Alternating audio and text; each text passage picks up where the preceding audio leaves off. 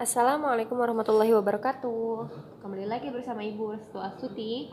Kali ini Ibu akan menjelaskan mengenai metabolisme karbohidrat. Masih ingat ya bahwa metabolisme itu ada dua, ada katabolisme dan ada anabolisme.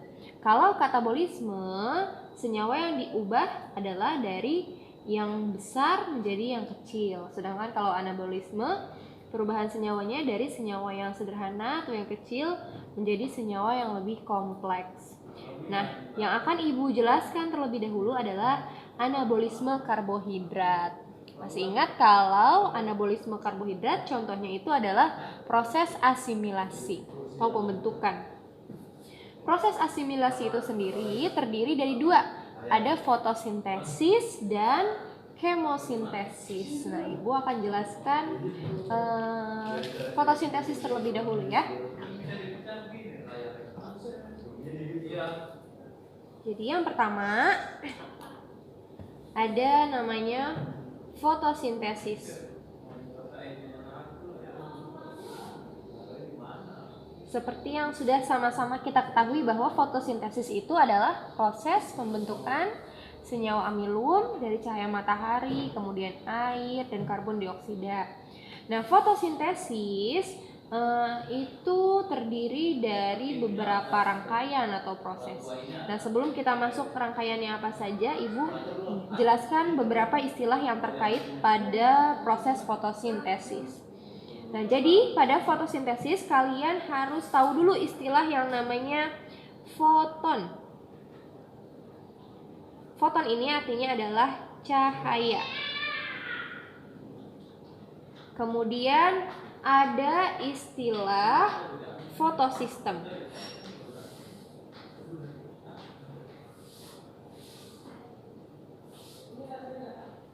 Nah, fotosistem adalah wadah atau lokasi atau tempat. Misalkan Ibu ambil lokasi. Lokasi terjadinya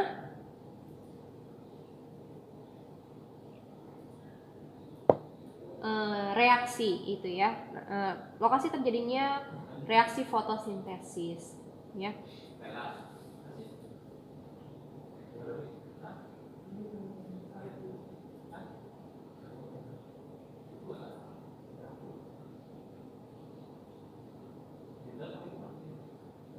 Jadi fotosistem itu adalah lokasi terjadinya reaksi fotosintesis. Fotosistem itu sendiri ada dua jenisnya ya. Ada yang namanya fotosistem 1 atau biasa disebut P1 atau boleh juga disebut P700.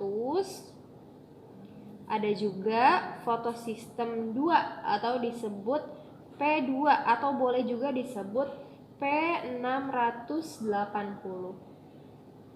Maksudnya apa, Bu? Maksudnya kalau fotosistem 1 dia hanya bisa menyerap panjang gelombang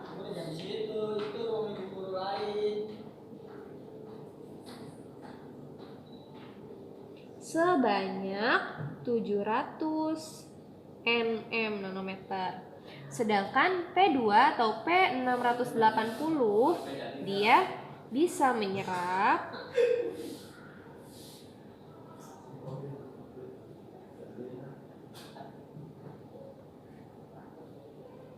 panjang gelombang sebanyak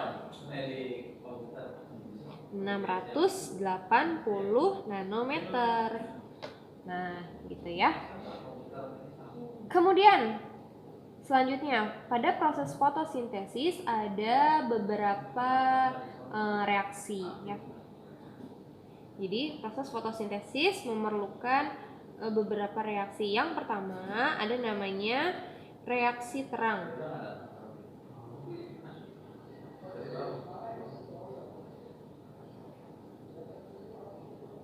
Nah, reaksi terang itu sendiri terdiri dari beberapa proses lagi.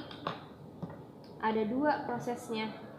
Ada yang namanya reaksi terang non-siklik dan ada yang namanya reaksi terang siklik.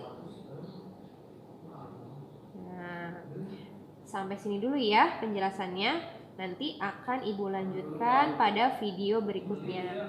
Terima kasih.